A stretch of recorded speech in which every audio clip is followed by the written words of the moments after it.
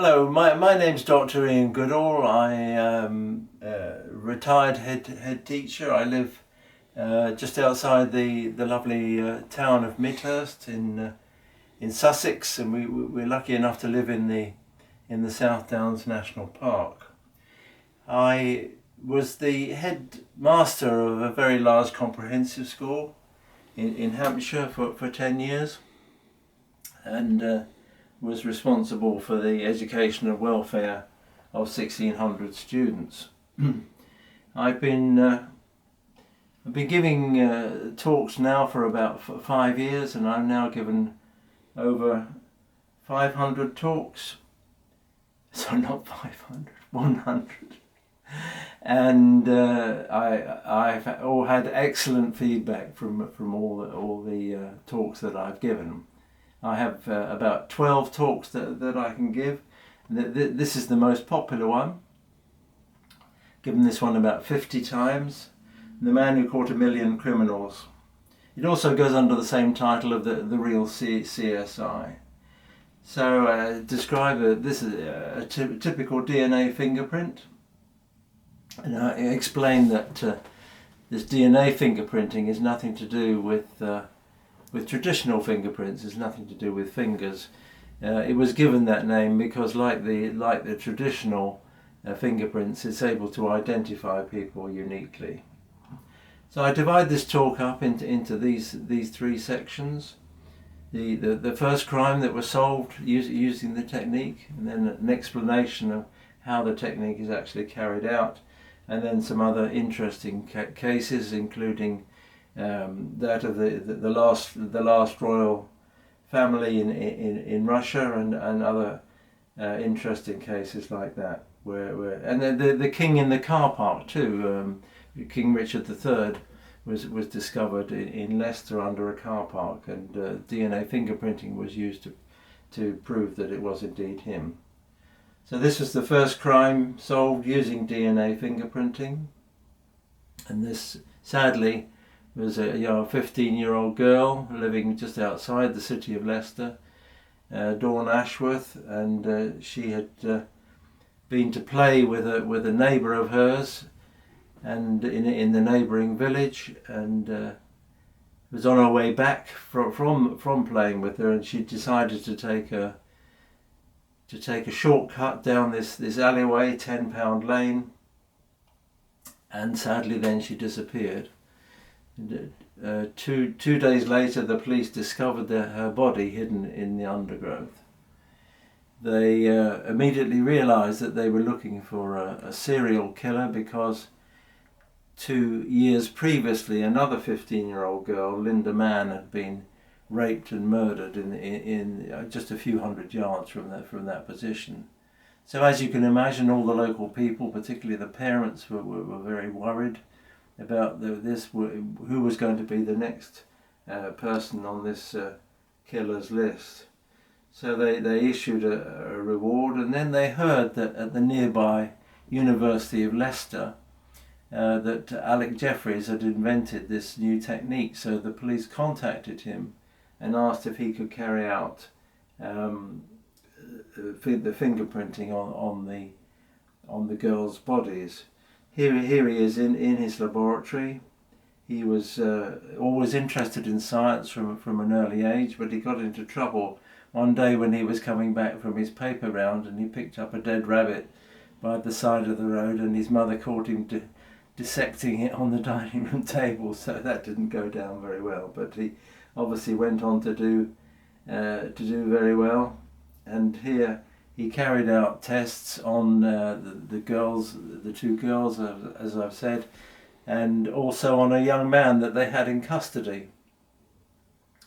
But the fingerprinting showed that the young man that they had in custody wasn't the person who'd carried out the murders, and so the police were very upset about this. They thought they got the person who'd done it, but the fingerprinting proved otherwise.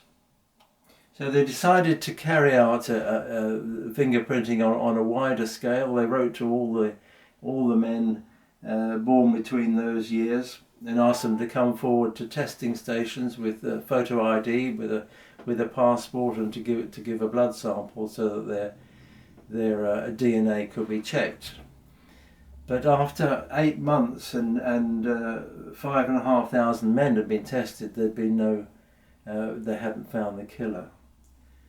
Meanwhile, the technique had gained international recognition. Here we have the Los Angeles Times reporting this significant breakthrough in solving crimes.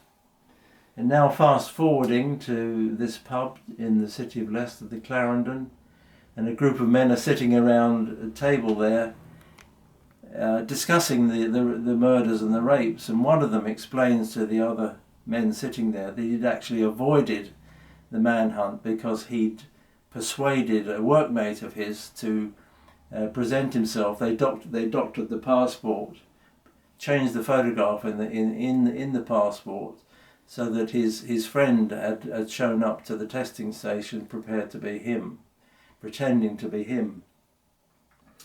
Fortunately, somebody working in the pub overheard the conversation, reported to the police, and by the end of the day, this evil man, Colin Pitchfork, was in custody. And on being questioned by the police, he admitted to up to 1,000 sexual offences. He was examined by a psychiatrist who thought he'd be dangerous for the rest of his life. The Home Secretary said he should have at least 30 years in prison. The Lord Chief Justice thought he should never be released. So he was indeed sentenced to 30 years. But then in 2021, the parole board decided that he should be released. Apparently he'd been a model prisoner whilst in jail. So as you can imagine, the parents of the murdered girls weren't very pleased or impressed about this. Dawn's parents said he might have a degree, but he's also a double child murderer and rapist. You can say he's a well-behaved prisoner, but don't forget he's a well-behaved child killer. Anyway, he was released, but fortunately, in just a matter of weeks after being released, he breached the conditions of his parole and was found hanging around, approaching young women outside his bail hostel. So he was recalled to prison. And amazingly, in 2023, the parole board decided again that he should be released. But fortunately, the then Alex Chalk intervened and told the parole board to reverse its decision, and he's now back in prison, and let's hope he stays there. So this was the beginning of the UK database of DNA fingerprints, and there's now about 6 million DNA fingerprints in there, one of the largest in the world. So this is how it works. As you probably know, the DNA has this famous structure, this DNA double helix, as it's called, and the genetic code is carried. If we compare it to a spiral staircase, the genetic code is actually carried by the chemicals on the steps of the spiral staircase. So in the process of DNA fingerprinting, we take our sample. It could be a hair, it could be a drop of blood. We cut it up using special chemicals, and then we separate out the DNA fragments. Because we might only have a tiny amount of the sample, as I say, it could be just a single hair, we need to do an operation to make sure that we've got enough DNA, and this is the polymerase chain reaction. In our bodies, DNA makes copies of itself naturally, and there's a video animation of this process taking place. The PCR machine does the same thing in the laboratory, and it was invented by this crazy Californian, Cary Mullis, who seems to have been high. He was a very good biochemist, as he was able to make his own LSD, and so it seems that he was high on LSD most of the time. Whether that helped him to make his discovery or not, we don't know. You get a flavour of that from the title of his autobiography, Dancing Naked in the Minefield. Anyway, in this process we heat the DNA up so it splits apart, and then we add special chemicals, to join to it, so we get two copies, and we repeat this time after time, so that we're doubling the amount of DNA that we've got, using, as I say, these special enzymes to help it. If we run it at normal temperature, it doesn't work very fast. But the scientists discovered some special heat-resistant enzymes living in bacteria that were living in boiling water in places like Yellowstone Park, and they used these enzymes, heat-resistant enzymes, to make the process able to run at a higher temperature and therefore to speed up. So here we can see when we're doubling it up, that after 20 cycles we've got 1 million copies of our DNA sample, and after 30 cycles we've got 1 billion. So now we've got enough DNA to carry out the test. And what Jeffries discovered was that in parts of our DNA we've got these repeating sequences, and he discovered that the number of these repeating sequences and the position of them was unique to each person. So once again we use enzymes to cut the DNA very precisely. These enzymes were discovered in bacteria. Some bacteria have evolved a defense system so that when a virus injects its DNA into the bacterium, these enzymes cut it up into little bits so that it can't take the bacterium over. So these are the enzymes that we use. Here is the actual apparatus. It's a little plastic dish with a special kind of jelly in it, and we put wells at this end so that we can put our DNA samples in, and then we apply an electrical current across it. And because DNA is negatively charged, there we can see the actual apparatus. Because DNA is negatively charged, the DNA tends to move towards the positive electrode, and they're sorted out purely on the basis of size, so the smaller fragments move further than the larger ones, and so we end up with the DNA, typical DNA fingerprinting shown in this way, with the fragments sorted out by size. Here we've got a simplified version of a fingerprint, and what we're looking for are matches. So if we look at suspect 2, we can see that we've got matching bands here from the DNA found at the crime scene. And in English court of law, if we've got 8 or more of those bands matching, that's accepted as proof that these two DNA samples must have come from the same person. And this is because the probability of that happening by chance is less than 30 billion to 1. So these are the other famous cases. One of the great things about fingerprinting is that it's enabled lots of innocent people to be released. These two guys had been on death row in America for 31 years, but DNA fingerprinting was used to prove their innocence. Closer to home, we've Andrew Malkinson, who was 17 years in prison, although innocent. And here, Peter Sullivan, also in this country, 38 years behind bars until DNA proved his innocence. So here we have King Richard III, famously portrayed in Shakespeare as a hunchback. And here we have a remarkable lady living in Edinburgh, Philippa Langley, and she becomes fascinated with the story of Richard III, who died in the Battle of Bosworth in 1485, but nobody knew where his body was. So she determined that she was going to find out where he was, and she narrowed it down. So she found that the most likely place was what was then a religious house, and she had to fight, as you can imagine, all sorts of bureaucracy. As you can imagine, she goes up to now the head of the local social services department.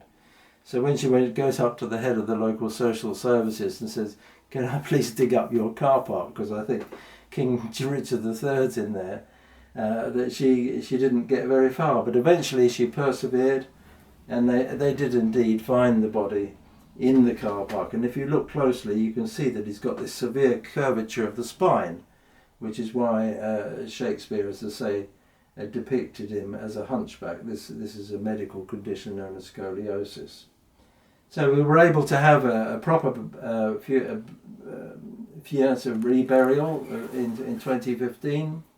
Here he is, King Richard, being buried and finally laying in rest more appropriately in Leicester Cathedral. And there's a very nice film of that called The Lost King, if you're interested in finding more about it. So here we're now going to go to 1917 in Russia, Imperial Russia.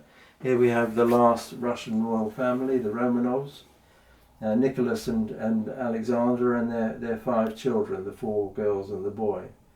So in 1917, of course, there was the October Revolution with Lenin and Trotsky, who overthrew the state, and they didn't really know what to do with the royal family.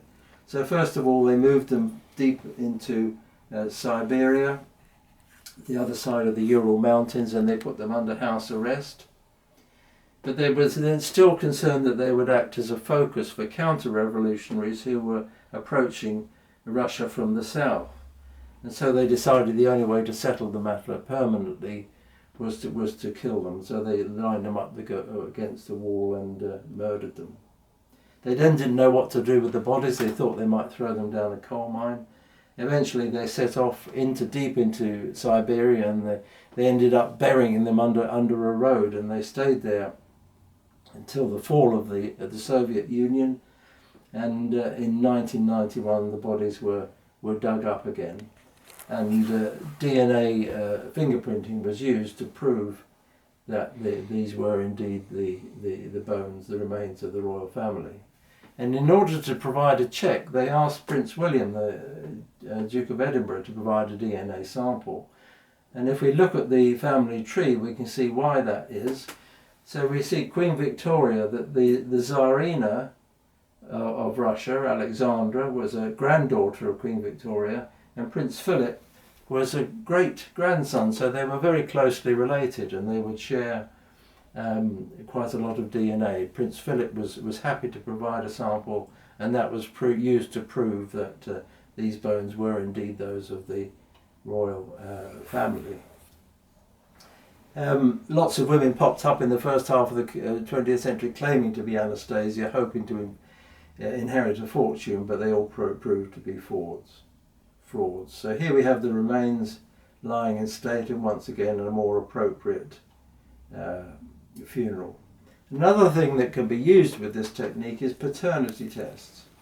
So here we can see we've got a mother and a child and 2 potential fathers, and we can see that father 2 has got lots of matches with the child, and so he's proved to be the father of the child. This was used to great effect by the actress Elizabeth Hurley, who was awarded.